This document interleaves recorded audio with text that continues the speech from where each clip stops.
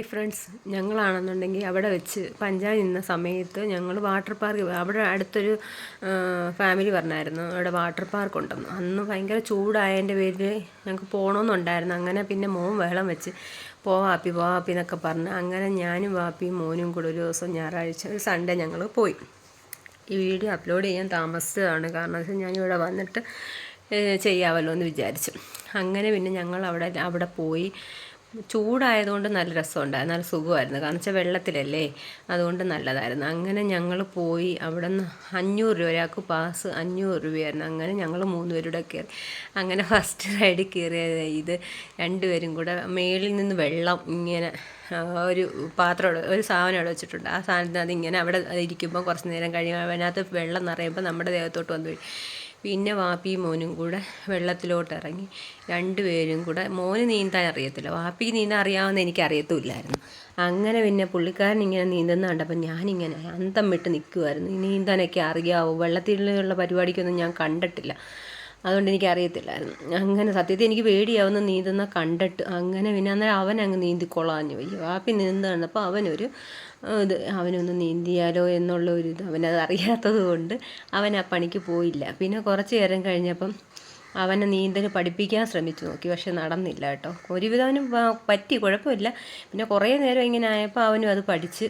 അങ്ങനെ ഒരുവിധം അവൻ നീന്താനൊക്കെ പഠിച്ചു. അങ്ങനെ വാപ്പി പറഞ്ഞെങ്കിൽ പിന്നെ നമുക്ക് ഞാൻ പഠിപ്പിക്കാമെന്നൊക്കെ പറഞ്ഞ് എടുത്ത് പൊക്കി ഇങ്ങനെയൊക്കെ കാണിച്ചു. പക്ഷേ ചുമ്മാതെ കാലിട്ടടിക്കുന്നതല്ലാതെ സംഭവമൊന്നും നടന്നില്ല.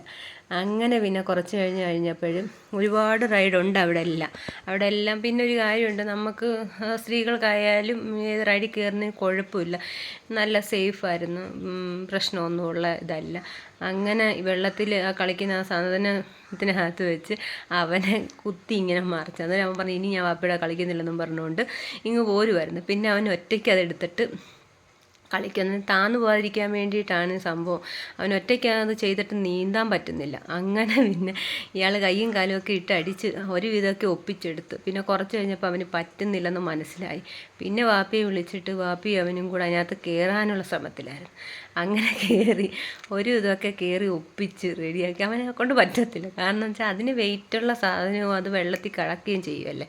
അങ്ങനെ പിന്നെ ലാസ്റ്റ് വാപ്പി എങ്ങനെയെങ്കിലുമൊക്കെ അവനെ തള്ളി അതിനകത്തിട്ട് ഇങ്ങനെ കൈയും കാലും ഒക്കെ വെച്ച് നീന്തി. വാപ്പി ഇങ്ങനെ പുറകെ കൂടെ തള്ളിക്കൊടുത്ത് അങ്ങനെ കൊണ്ടുപോകുമായിരുന്നു. ഇവന് പേടിയുമായിരുന്നു. അന്നേരം വാപ്പി വേണ്ട എന്നൊക്കെ പറയുന്നുണ്ട്. പക്ഷേ വാപ്പി വിചാരിച്ചു എന്തായാലും കളിക്കാൻ വന്നതല്ലേ, അതുമല്ല അവൻ്റെ നിർബന്ധത്തിൽ വന്നതല്ലേ, എന്തായാലും ഇന്ന് കളിച്ചിട്ടുള്ള കാര്യമുള്ള എന്നൊക്കെ വിചാരിച്ച് 2 പേരും കൂടെ ഭയങ്കര കളി. എന്നെയും വിളിക്കുന്നുണ്ട്, പക്ഷേ ഞാൻ പോയില്ല കേട്ടോ. ഒന്നാമത്തെ കാര്യം ഞാൻ ഡ്രസ്സ് കൊണ്ടു അവിടെ ഡ്രസ്സ് കിട്ടും, പക്ഷേ ഞാൻ പോയില്ല.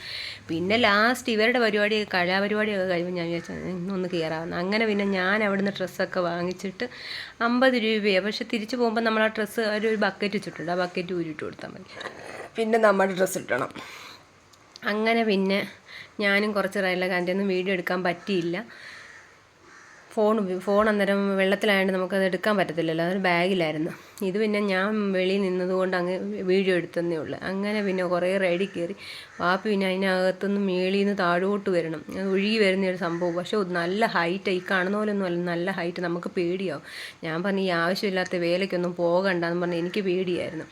പിന്നെ ലാസ്റ്റ് ഇങ്ങനെയുള്ള റൈഡിലൊക്കെ കയറി ഞങ്ങളിങ്ങ് പോരുന്നു. ഇത്രയേ ഉള്ളൂ. ടാറ്റാ, ബായ്.